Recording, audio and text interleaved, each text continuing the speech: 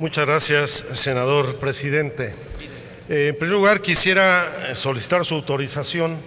para presentar en un solo acto 5 iniciativas que tengo listadas en torno a un conjunto de reformas en materia del Poder Judicial de la Federación. Considero que como son complementarias entre sí, pudieran abordarse en un solo acto y turnarse a las mismas comisiones dictaminadoras. Adelante, senador, y tendremos la consideración del tiempo, dado que son 5 iniciativas. No, voy a ser muy puntual y muy breve, dado la abundancia de asistencia que tenemos aquí en el Senado de la República, pero a nuestro querido canal del Congreso nos dirigimos con toda puntualidad. Se trata de un conjunto de reformas que buscan avanzar en la reforma de un poder intocado, el Poder Judicial de la Federación, la Suprema Corte de Justicia, el Consejo de la Judicatura Federal, el Tribunal Federal Electoral y el actuar en que se desempeñan los jueces federales en las distintas materias. Si bien hubo un intento de reforma a finales de los años 90 durante el gobierno de Ernesto Zedillo, pues lo cierto es que esta reforma no solo no prosperó, ni garantizó transparencia, rendición de cuentas y poder fiscalizar adecuadamente el desempeño de la autoridad judicial. Ha llegado el momento de entrar a fondo, a hacer una reforma al conjunto de las instituciones que conforman el Poder Judicial de la Federación. Y por eso una primera reforma al artículo 71 de la fracción segunda de la Constitución Política de los Estados Unidos Mexicanos, a fin de modificar de fondo el mecanismo de elección de los ministros o las ministras integrantes de la Suprema Corte de Justicia de la Nación. Hoy estamos por concluir el proceso de análisis sobre la elegibilidad de 2 ternas para cubrir vacantes en la Corte, y esto creo que ha mostrado con toda nitidez que el modelo actual para la designación y nombramiento de los ministros de la Corte se encuentra plenamente agotado. No solamente no garantiza su autonomía, sino que es sumamente limitativo para que mujeres, hombres de la sociedad mexicana pudieran participar en este proceso de selección de integrantes de la Corte. Y por ello, más en un país donde rige un sistema presidencialista, en donde este poder unipersonal es tan fuerte, es muy oportuno quitar esa facultad del Ejecutivo Federal y trasladarla al Senado de la República, un órgano de representación popular electo por voto universal, libre, directo y secreto, y al mismo tiempo con una conformación plural. Y estamos proponiendo en esta modificación al artículo 71, su fracción segunda, establecer como facultad del Senado de la República la designación de los ministros de la Corte a partir de un propuesto de auscultación pública, en donde el Senado, no solamente cumpliendo con el principio de igualdad de género, pueda hacer un proceso de selección abierta a todas las ciudadanas y ciudadanos mexicanos y sea por mayoría calificada de sus miembros presentes en la Asamblea quienes hagan esta elección. Junto con ello, y en el ánimo de dotar de verdadera autonomía al órgano de fiscalización de la Suprema Corte de Justicia, estamos planteando una reforma también del artículo 71 en su fracción segunda, a fin de que el titular, el presidente de la Suprema Corte de Justicia de la Nación, no sea al mismo tiempo quien presida el Consejo de la Judicatura. El Consejo de la Judicatura es el órgano de control que lleva a cabo la fiscalización del desempeño de la autoridad judicial,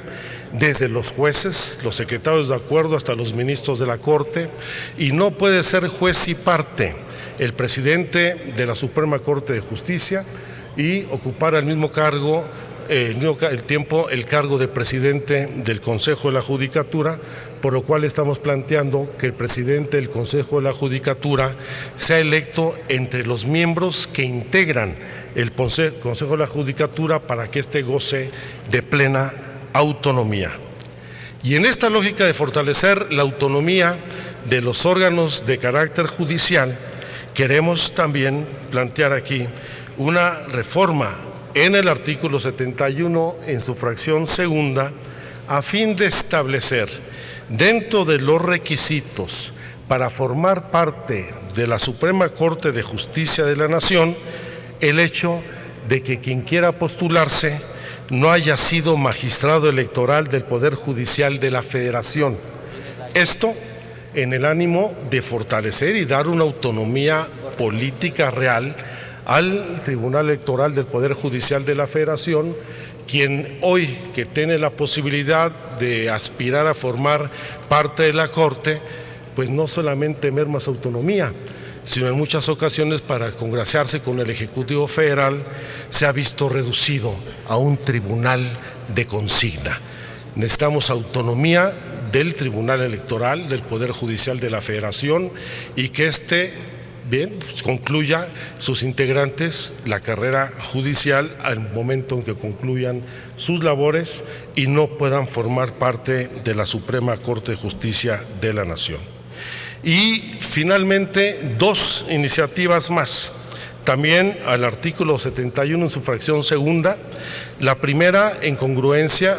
con lo que han venido siendo las reformas en materia de transparencia y rendición de cuentas, en donde se estableció en la última ley federal de transparencia y acceso a la información un capítulo denominado de transparencia judicial,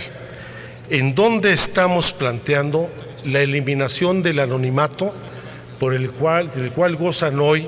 los jueces, que encubiertos en ese anonimato pues cometen muchas resoluciones que van contra los intereses de los ciudadanos e incluso son violadores de la ley.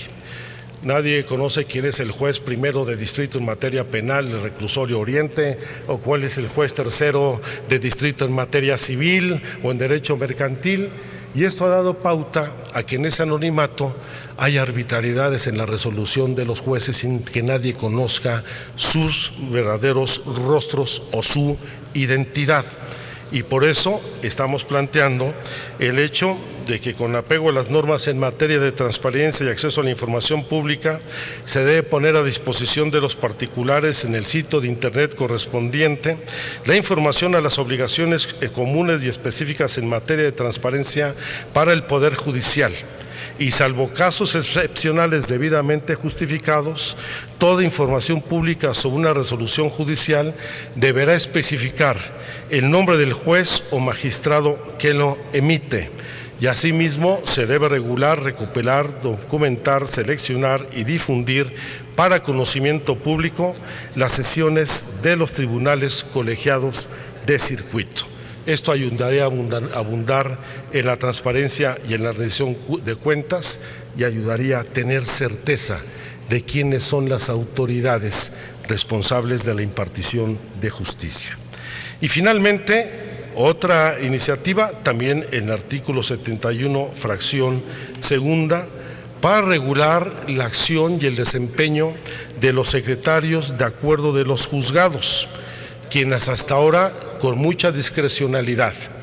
ante la ausencia de los jueces responsables en cada una de las materias, estos pueden emitir resoluciones que violan la ley, vulneran los derechos de los ciudadanos e incluso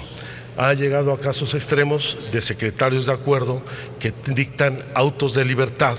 a verdaderos delincuentes ligados a la pederastia, como me consta en varios casos aquí en el Distrito Federal, o incluso a gente vinculada con delitos contra la salud.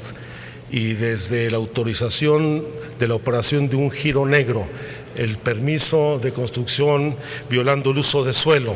hasta la libertad de delincuentes recae ante la ausencia de un juez en secretarios adjuntos, secretarios de acuerdo que constituyen verdaderas violaciones al Estado de Derecho. Son estas las 5 iniciativas, señor presidente, que espero podamos entrar a discusión,